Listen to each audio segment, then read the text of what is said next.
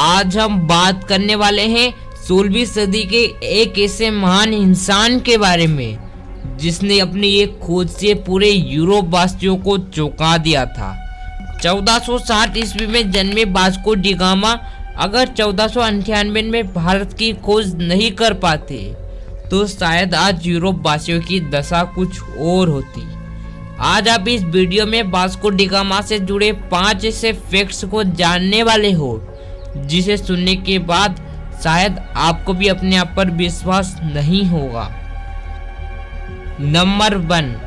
दोस्तों, भारत से यूरोप तक के समुद्री मार्ग की खोज करने के लिए सबसे पहले ये प्रोजेक्ट यूरोप सरकार ने 1452 को उस समय के सबसे मशहूर कैप्टन कोलंबस को दिया था, लेकिन वो अपने मार्ग से भटक गए थे और उन्होंने गलती से नॉर्थ अमेरिका की खोज कर ली थी, जिसके बाद उन्होंने वहां रहने वाले आदिवासी लोगों को रेड इंडियन नाम भी दिया था। नंबर 2, आप लोगों को जानकर हैरानी होगी, लेकिन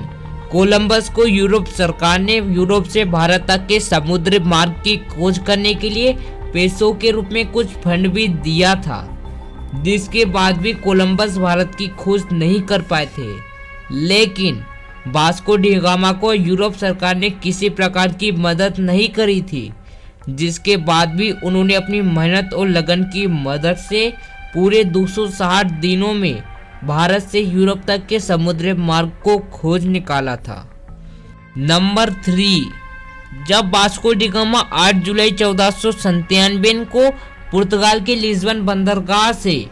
अपने 4 जहाजों के साथ भारत की खोज के लिए निकले थे, तब उनके वापस लौटने की उम्मीद किसी को भी नहीं थी,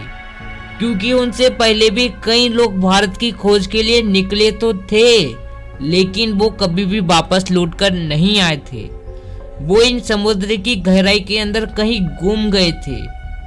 वास्को डी गामा भी समुद्र की गहराई के अंदर कहीं गुम जाते अगर उन्हें अफ्रीका के Cape of Good Hope city के बाद से भारत के समुद्री मार्गदर्शक अब्दुल मदीन उनके सही रास्ता नहीं बताते,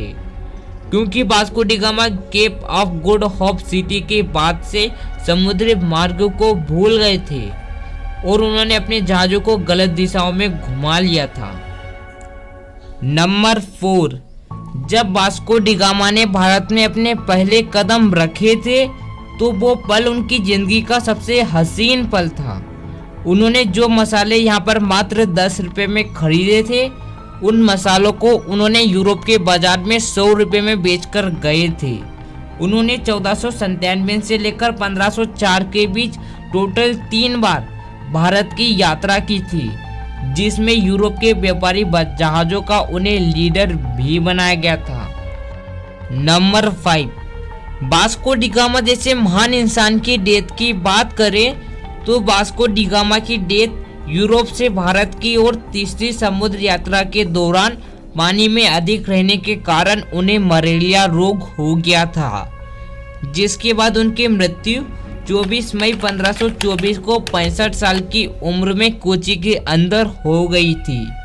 लेकिन इनकी बॉडी को 200 सालों तक कोची के एक बंदरगाह के पास एक चर्च के अंदर सुरक्षित संभाल के रखा गया था और 1880 में उनकी बॉडी को पुर्तगाल में दफनाया गया था। दोस्तों, आप यकीन मानो या ना मानो, अगर वास्को डी गामा भारत की खोज नहीं करते तो आज यूरोप के सभी देश गरीब होते, क्योंकि ना कोई यूरोपवासी भारत में आ पाते और ना ही सोने की चिड़िया कहे जाने वाले भारत को लूट कर ले जाते। अगर आपको इसे वीडियो देखना अच्छा लगता है तो हमारे चैनल को सब्सक्राइब कर लेना, क्योंकि मैं आपको आगे से वीडियो देने वाला हूँ। जल्दी मिलते हैं नई वीडियो के साथ।